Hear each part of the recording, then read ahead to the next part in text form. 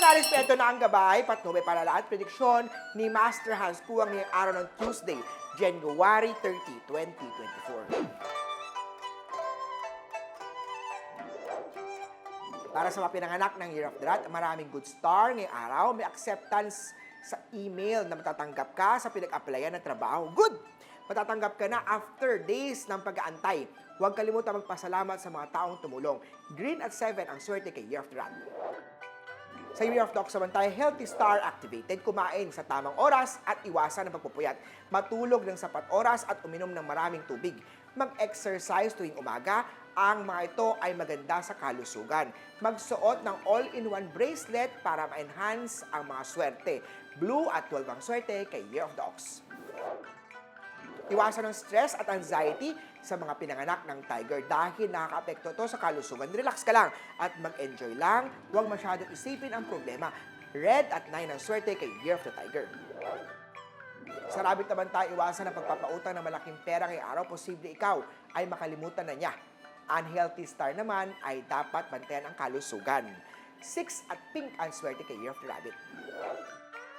Good news at may money star sa mga pinanganak ng Dragon. Huwag kalimutan magdasal at magpasalamat sa biyayang natanggap. Peach at 11 sa Dragon. Eto naman! Say of the Snake, ikaw ang pinakamaswerte sa lahat. May new investment pagdating sa pamilya. Magiging mahusay ka rin sa larangan na ipapasukin mo. Magsuot na maglagay po ng wealth ship. Ilagay yan sa northwest direction para ma-enhance ang money star. Silver at 2 ang swerte kay Year of the Snake. Para sa mga pinanganak ng Year of the Horse, iwasan ang mistake star, kaya mainam na ipaalam at pag-isipan maigi ang mga plano bago gawin ito. Magsuot ng anti-evil eye charm, gold at 10 ang swerte kay Year of the Horse. Dako naman tayo sa mga pinanganak ng goat, maraming good ideas ang maaaring i-apply sa bagong negosyo. Sa love life, may isang dating kaklase ang mamimit mo at magiging partner. Brown at 4 ang swerte kay Year of the Goat. Sa Monkey, Happy Star activated, maraming kliyente ang pupunta ngayong araw. May malaki ding proyekto na darating kailangan magampanan, kaya dagdagan pa ang sipag at tiyaga. Gray at 5 ang swerte kay Year of the Monkey. 3 star naman ang Year of the Rooster. Ito ay Money Star, Travel Star at Blessing Star. Magsuot naman ng anti-theft na bracelet upang makaiwas sa rabbitry or negative star. White at 16 ang swerte kay Year of the Rooster. Eto naman, Say of the Doggy. Nasa iyo ang pagiging friendly, ngunit iwasan ang magtiwala ng buo sa mga taong kakakilala mo lang.